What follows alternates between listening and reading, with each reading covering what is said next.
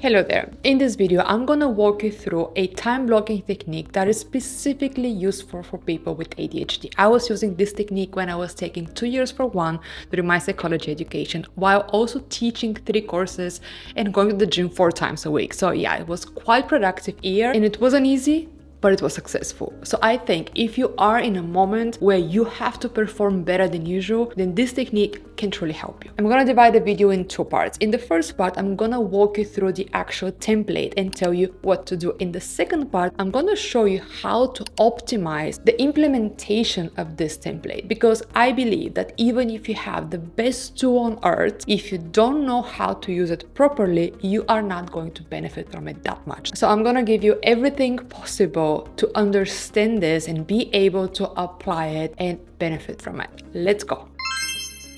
What to do? Let's go over 4 steps now. The first one, obviously, is to make lists of the activities that you would like to achieve.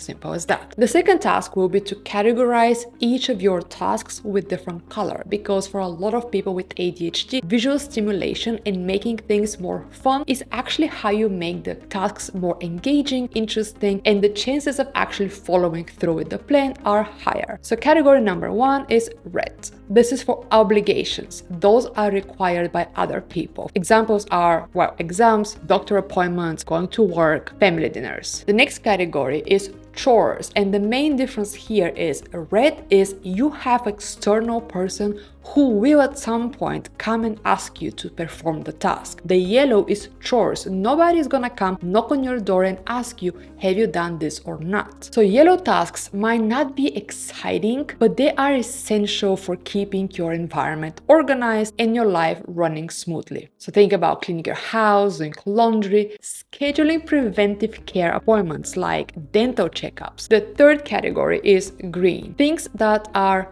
it would be nice if you could. So those are healthy, useful stuff, such as organizing your desk, cooking a nice meal, going to the gym. So think about tasks that are beneficial in the long term, but do not offer immediate gratification and pleasure like the purple tasks, which are the 4th category. Purple is fun, and it doesn't need to be healthy or useful, but you have to stay away from harmful activities. People with ADHD have a toxic relationship with dopamine. It's a complicated relationship. So purple things are the fun, pleasurable activities that will actually give you dopamine, because you need that in order to take care of all the other tasks on your list. And this actually brings me to step number 3. Always include at least one purple task on your to-do list. You need one feel-good activity every single day in order to give your brain what it needs. And it could be something simple like going for a walk in the park, or staying in the sun, or getting ice cream, playing with your dog, anything that really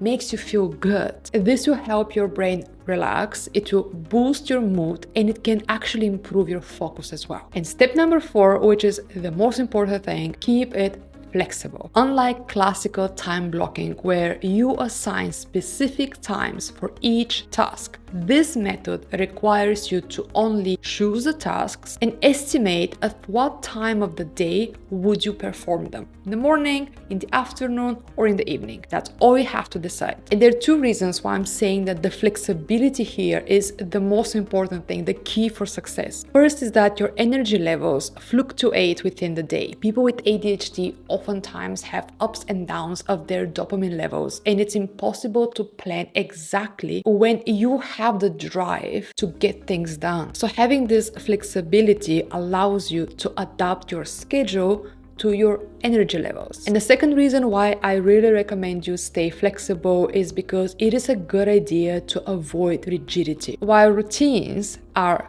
helpful, sticking to a rigid schedule isn't ideal for people who thrive on challenge and fun, such as ADHD people. Being too structured might boost your productivity for a while. And actually, usually when they do research, they do maximum of 2 weeks following up the participants. And yes, typical time blocking can help and show results within those first 2 weeks at the very least, because for the people with ADHD, it was a novel technique. So yeah, they were kind of interested, they were observed, so they had a motivation. But what happens after those 2 weeks? Well, very likely you're gonna get bored, so you're gonna like abandon the whole thing. Or if you stick to that rigid schedule, it may lead to burnout because you're forcing yourself to perform at the top all the time, regardless of the fact that you have downs of dopamine, when that level of performance actually takes away a lot more than it takes from somebody who is more or less stable. How to optimize a template. All right, now I'm gonna give you 7 tips on how to optimize this template. It's a very easy thing, but if you don't do the extra steps, it may not be as efficient for you. And I don't want you to try and do every single step. I'm just gonna give you everything possible. You choose what's gonna work for you, experiment, and only then stick to what works best for you. Let's go to optimization tip number 1. Plan your next day in advance. Spend 10-15 minutes the day before to plan what you're gonna do tomorrow. In the past, I used to say do it in the morning because I'm very used to people being a morning person. But I personally could never do it in the morning. And then I realized why. Because if you have to get up in the morning and start thinking, start making the decision, what should I do today? It's actually a lot more complicated, and it's actually a very high chance that you're not gonna do anything, because if you don't feel like it, if you already in the morning, you woke up with low dopamine and it's just not your day, what do you think you're gonna plan for today? Well, nothing.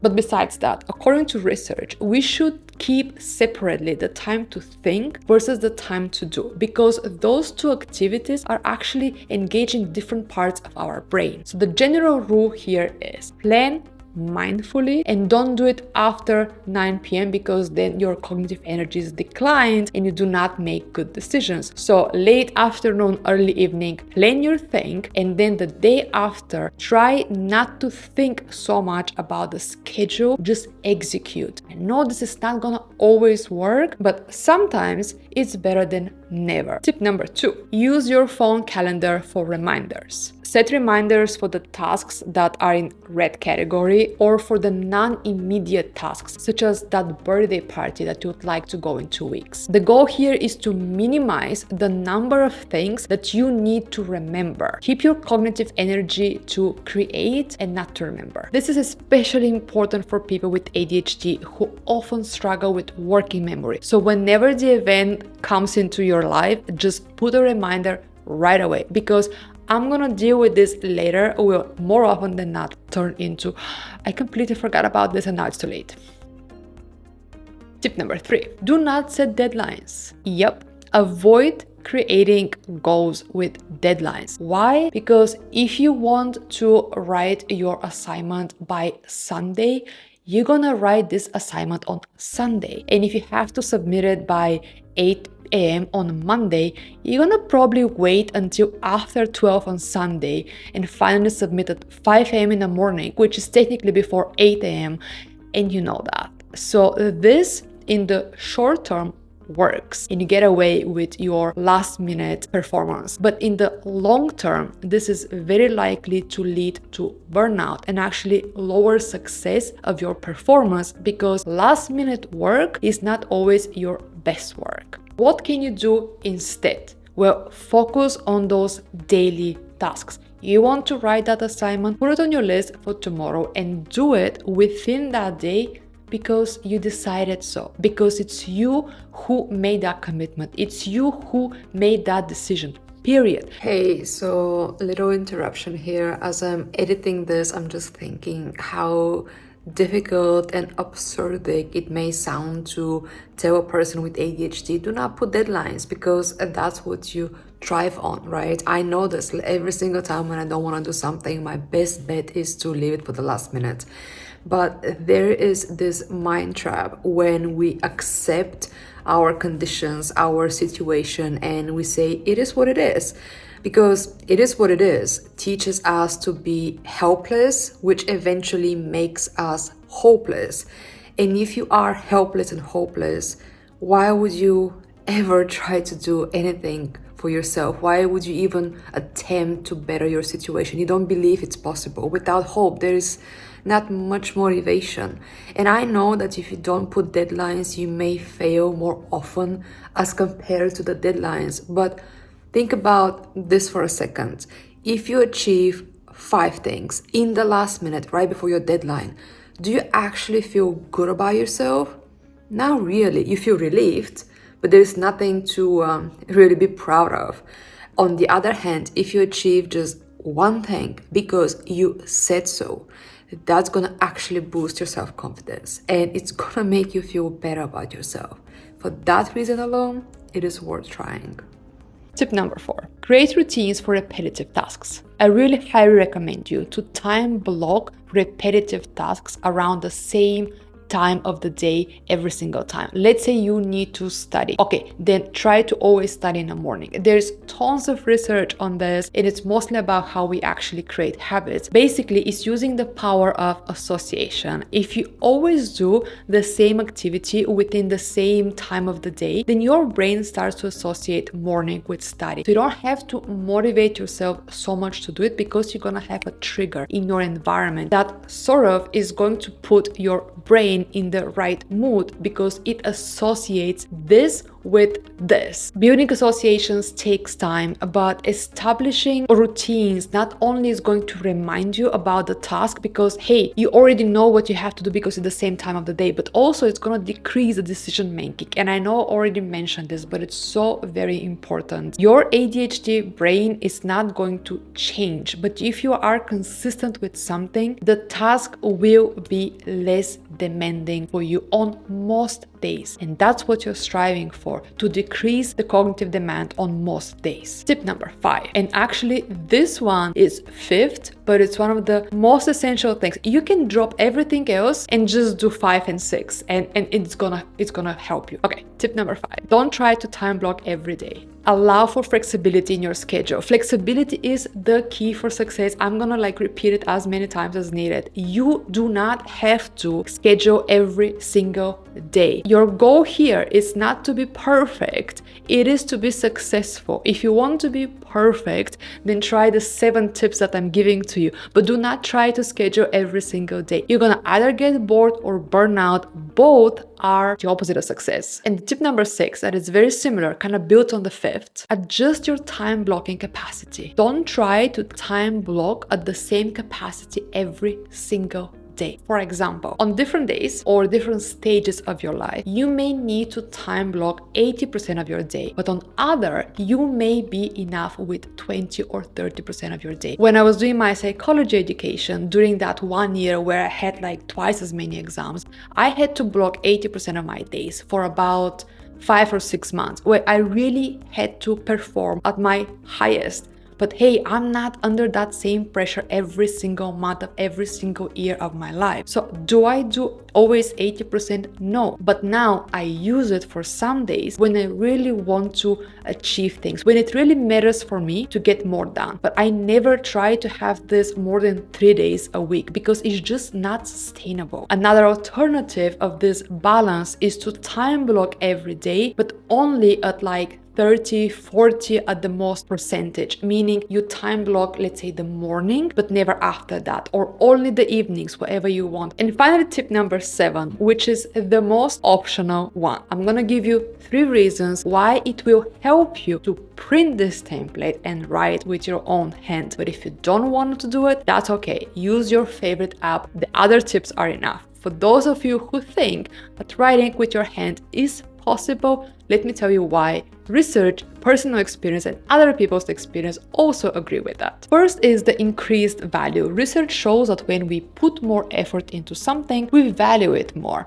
And if you have to print and write, that's definitely more effort. So you are much more likely to actually care about your to-do list more then. Second is to avoid the digital overwhelm. Now there are so many different apps, and I can very easily imagine an ADHD person getting lost into the search of the perfect app. Then you find the app, and the app has so many different fonts and just in general settings and formatting options. And then 3 hours later, you know the app very well, you tried a lot of different extensions and settings, and you have zero planning.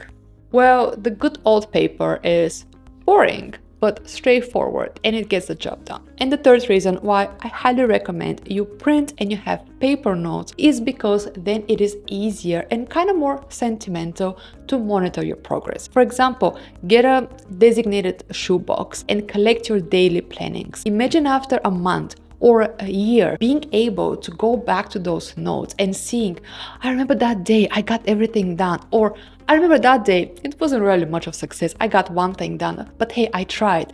This can really help you. It can show you your progress. The whole thing here is to focus on improving your self-confidence, having this evidence of what you did, what you changed, what you improved. This is gonna actually be the evidence that you're completely capable of sticking to your words. Maybe not every day, that's fine, nobody is perfect. But the fact that you did it on some days, on most days, that's gonna be a huge evidence for you that you can trust yourself, that you have reason to be confident about yourself. This is much different than relying on the luck of high dopamine, on the days when your brain was feeling good, the stars were aligned and you achieved a lot. That is not the same. That is luck, okay? And it's nice, but it's not reliable. And having those notes, I think, can visualize your own progress a lot better, because I don't know that many people who go back to their digital notes and actually read them and pay attention to them. If you are like this though, that's great. Nevertheless, I recommend you keep them. Do not delete them.